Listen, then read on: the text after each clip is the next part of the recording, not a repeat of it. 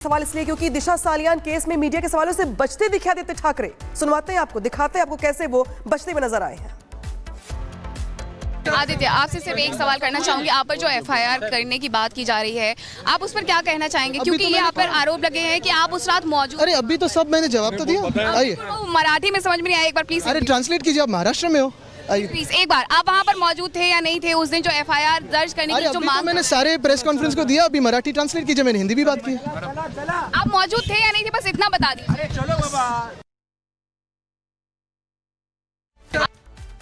आदित्य, आपसे सिर्फ एक सवाल करना चाहूंगी। आप पर जो एफआईआर करने की बात की जा रही है, आप उस पर क्या कहना चाहेंगे? क्योंकि ये आप पर आरोप लगे हैं कि आप उस रात मौजूद। अरे अभी तो सब मैंने जवाब तो दिया। आइए, मराठी में समझ में नहीं आया, एक बार प्लीज। अरे ट्रांसलेट कीजिए, आप महाराष्ट्र में हो। प्लीज एक बार, आप वहाँ पर मौजूद थे या नहीं थे उस दिन जो एफआईआर दर्ज करने की जो मांग? मैंने सारे प्रेस कॉन्फ्रेंस को दिया। अभी मराठी ट्रांसलेट कीजिए, मैंने हिंदी भी बात की। आप मौजूद थे या नहीं थे, बस इतना बता दीजिए।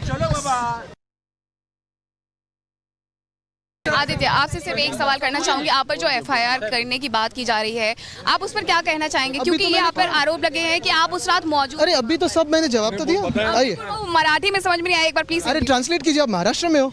प्लीज एक बार, आप वहाँ पर मौजूद थे या नहीं थे उस दिन जो एफआईआर दर्ज करने की जो मांग? मैंने सारे प्रेस कॉन्फ्रेंस को दिया। अभी मराठी ट्रांसलेट कीजिए, मैंने हिंदी भी बात की। आप मौजूद थे या नहीं थे, बस इतना बता दीजिए।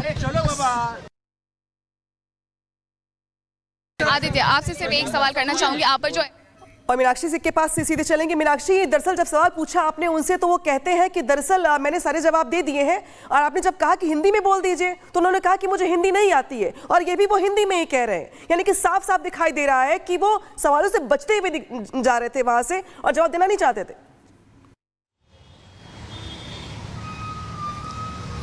बिल्कुल अनामिका, देखिए उनकी तरफ से एक लंबी चौड़ी प्रेस ब्रीफ की गई थी राजभवन के सामने आज, क्योंकि यूबीटी गुट के जो विधायक है वो वहां पर मिलने के लिए पहुंचे थे। आदित्य ठाकरे से सबसे पहला सवाल वहां पर महाराष्ट्रीयन मीडिया की तरफ से भी यही किया गया था मराठी में कि दिशा सालियान केस को लेकर के 5 साल बाद जो दिशा सालियान केस को लेकर के अब आप पर एफआईआर की मांग की जा रही है, क्या कहेंगे? उन्होंने उस दौरान भी सबसे पहले शुरू किया कि नहीं, आज हमने मुलाकात की है, आज हम पहले काम की बात कर लेते हैं। यानी उनके लिए वो काम की बात मैटर ही नहीं करती। सीधे साफ शब्दों में मैं यही कहूंगी, क्योंकि उनकी तरफ से यही कहा गया कि पहले हम काम की बात कर लेते हैं, उसके बाद वो दिशा सालियान वाले मुद्दे पर आते हैं, दिशा सालियान वाले मुद्दे पर बोलना शुरू करते हैं। और उनकी तरफ से ये कहा जाता है 5 साल बाद, जब सवाल ये पूछा गया कि 5 साल बाद आप पर ये एफआईआर दर्ज करने की मांग की जा रही है, क्या कहेंगे? तो उनकी तरफ से कहा गया 5 साल बाद जब मुद्दा उठाया जा रहा है तो आप खुद सोच लीजिए, ये सवाल आपके लिए है। लेकिन मैंने उनसे बात की, उनसे समझना चाहा कि आप उस रात वहाँ पर मौजूद थे या नहीं थे। आप पर जो एफआईआर करने की मांग की जा रही है, जो एफआईआर करने के लिए पिटीशन दाखिल की गई है, उस पर आप क्या कहेंगे? उनकी तरफ से यही कहा गया कि मुझे जो कहना था मैं कह चुका हूँ, अब मैं कुछ भी नहीं कहना चाहता हूँ। इस तरीके से वो वहाँ से निकल जाते हैं। लेकिन सवाल अभी भी वही खड़ा हुआ है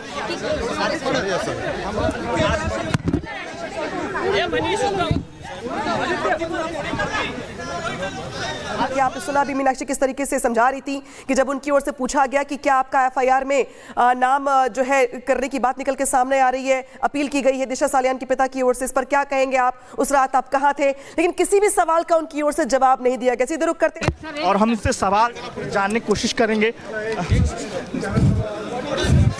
Aditya ji, podium podium podium podium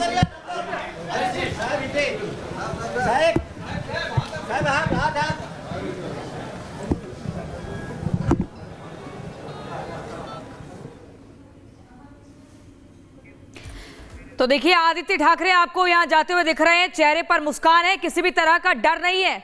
और ये वही आदित्य ठाकरे हैं जिनको लेकर एफआईआर में नाम दर्ज करने की मांग की जा रही है।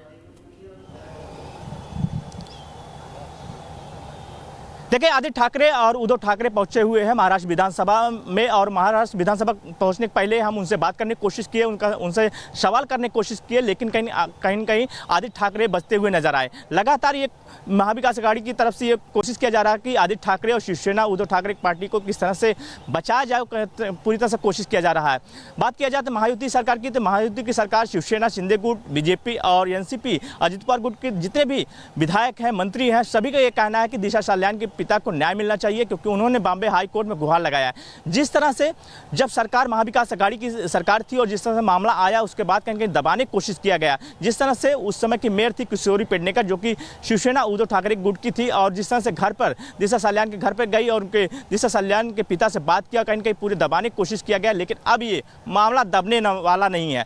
जिस तरह से आज महाराष्ट्र विधानसभा में थोड़ी देर पहले ही महाराष्ट्र विधानसभा में ये मुद्दा उठाया गया अमित शाटम बीजेपी के विधायक द्वारा, और इसके बाद मांग किया गया है कि इस मामले को फिर से रीओपन किया जाए और जो भी कोई भी आरोपी हो, चाहे जितना भी बड़ा आदमी हो, चाहे आदित्य ठाकरे हो, उनको बुला के पूछताछ किया जाए और इस मामले को लेकर जो भी आरोपी है उसको कड़ी से कड़ी सजा मिलनी चाहिए। जी सत्य प्रकाश की ओर से लगातार ये जानकारी दी जा रही है कि अब ये मामला दबने वाला नहीं है, क्योंकि जिस तरीके से सदन के भीतर ये मुद्दा उठाया गया है, फिलहाल लगातार यहाँ पे बड़ी खबर आ रही है। बड़ी खबर आ रही है छत्तीसगढ़ से, जहाँ पे छत्तीसगढ़ में 22 नक्सली मारे गए हैं। ये बहुत बड़ी खबर छत्तीसगढ़ से, जहाँ पे बड़े ऑपरेशन में 22 नक्सली मारे गए हैं। बीजापुर में एनकाउंटर के दौरान 22 नक्सलियों के मारे जाने की खबर निकल के सामने आ रही है। ये अपने आप में बहुत बड़ा ऑपरेशन, और आप याद करिए गृह मंत्री अमित शाह का वो बयान जिसमें वो साफ साफ कहते हैं कि 2025 तक अगर बात की जाए तो नक्सलवाद को खत्म करके रहेंगे। और ऐसे में एक के बाद एक बड़े बड़े ऑपरेशन, कुछ दिनों पहले ही बीजापुर में एक बड़ा एनकाउंटर किया गया था, एक बड़ा ऑपरेशन चलाया गया था, जिस वक्त भी जो नक्सली थे ढेर किए गए थे, और एक बार फिर से बीजापुर में ही छत्तीसगढ़ में 22 नक्सली मारे गए हैं। प्रियंका, बड़ी खबर। बिल्कुल, लाल आतंक की उल्टी गिनती शुरू हो चुकी है और छत्तीसगढ़ में 22 नक्सलियों को ढेर किया जा चुका है। बीजापुर में एनकाउंटर में 22 नक्सली मारे गए हैं।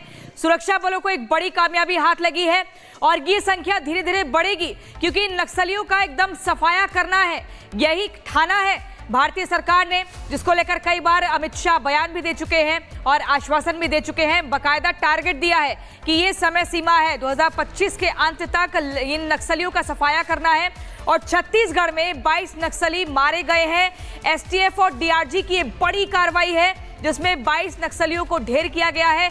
ठोस रणनीति के तहत इस पूरी कार्रवाई को अंजाम दिया गया है। तो कुल मिलाकर लाल आतंक की उल्टी गिनती शुरू हो चुकी है। तस्वीरें आप देखिए, जगह जगह ढूंढा जा रहा है। 2 अलग अलग एनकाउंटर में 22 नक्सली ढेर हुए हैं। वहीं दंतेवाड़ा के जंगलों में नक्सलियों से मुठभेड़ चल रही थी, जिसमें ये संख्या सामने आई है कि 22 नक्सलियों को ढेर। बीजापुर में 18, कांकेर में 4 नक्सली ढेर हुए हैं। सत्यविजय हमारे साथ जुड़ गए हैं। सत्यविजय, किस तरीके से इस ऑपरेशन को अंजाम दिया गया, क्योंकि एक बहुत बड़ी सफलता हाथ लगी है।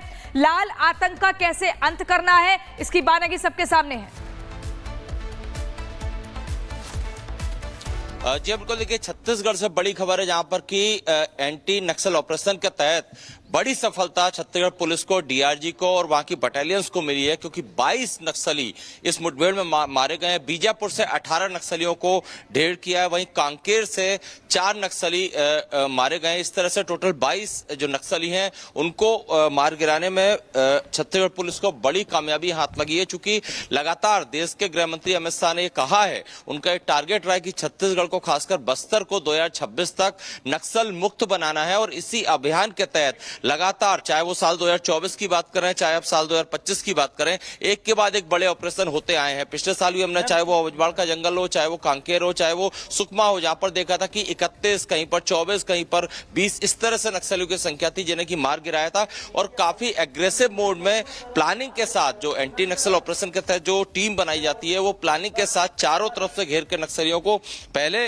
वो कोशिश करते हैं कि अगर नक्सली सरेंडर कर दें तो कोई दिक्कत नहीं, अगर वो ऐसा नहीं करते हैं। आप यहाँ पे दे रहे कि किस तरीके से इस बड़े ऑपरेशन को अंजाम देकर, शुक्र तमाम जानकारी के लिए। और अब खबर आ रही है मेरठ से, जहां पे मेरठ हत्याकांड में तंत्र मंत्र का एंगल सामने आया है। मेरठ हत्याकांड को लेकर सनसनीखेज खुलासा हुआ है, जहां पे आरोपी साहिल के कमरे से शैतान की तस्वीर मिली है और कमरे में रहस्यमय तांत्रिक प्रतीक चिन्ह भी मिले हैं। और यही वजह है कि इस पूरे हत्याकांड में तंत्र मंत्र का एंगल जो है निकल के सामने आया है, क्योंकि आरोपी जो साहिल है, जिसने इस बड़ी वारदात को अंजाम दिया, उसके कमरे से जैसी चीजें मिली हैं जो इस बात की ओर इशारा कर रही हैं कि साहिल तंत्र मंत्र में भी शामिल था। से मिलती थी वो मुस्कान, आपको पता है? मुझे कुछ नहीं पता बेटा, मैं तो नीचे रहती थी, वो ऊपर कमरे में रह के।